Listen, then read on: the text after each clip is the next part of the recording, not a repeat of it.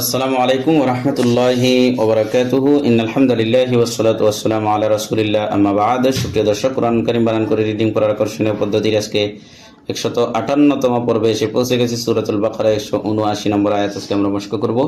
চলুন শুরু করে দেই। আউযু বিল্লাহি মিনাশ শাইতানির রাজীম। বিসমিল্লাহির রহমানির রহিম।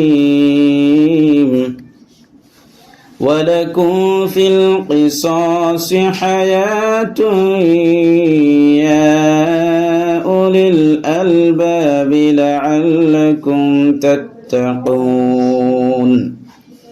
ওয়াজর ওয়ালা আমদুল্লাহ ওয়ালা কাফ মিম পেশকুম ওয়ালাকুম।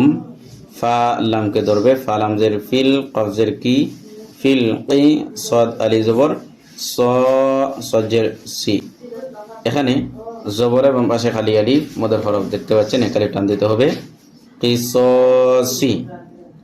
হা জবর হা, ইয়া খারা জবর ইয়া, খারা জবর খারাজের উল্টা পেশ হলে একালিফ টান হতে হবে। এই ইয়া খারা জবর ইয়া, একালিফ টান।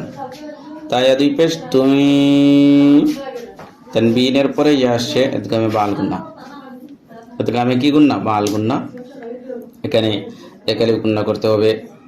তুই, এরপরে ইয়া খারা জবর ইয়া,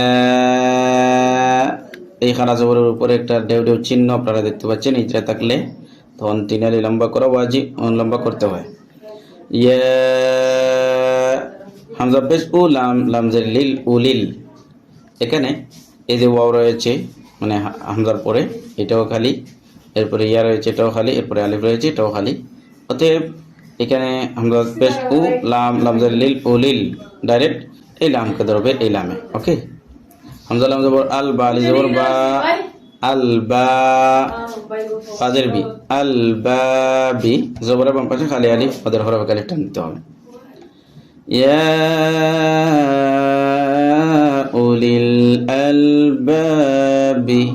লাম জবর লা, আল লাম জবর আল, আল লাম জবর লা, কাফ মিম পেশকুম লাআল্লাকুম। তা তা জবর তা, তা জবর তা, তা তা কাফ ওয়া পেশ কু জুমান না, তাত্তাকুনা। এখানে দেখেন পেশের বাম পাশে জজম ওয়ালা ওয়াও মদের হরফ আলিফ টান। তো মদের হরফের পরের করে আমরা ওয়াকফ করব নুনে, এই জন্য এই নুনটা জজম হবে এবং এই মদটাকে একালিফ জায়গায় তিন আলি লম্বা করতে হবে। এটাকে মধ্যে আরিজ বলে। তাত্তাকুন, এরকম। ওয়ালাকুম ফিল কিসাসি হায়াতুন ইয়া উলিল আলবাবি লাআল্লাকুম তাত্তাকুন।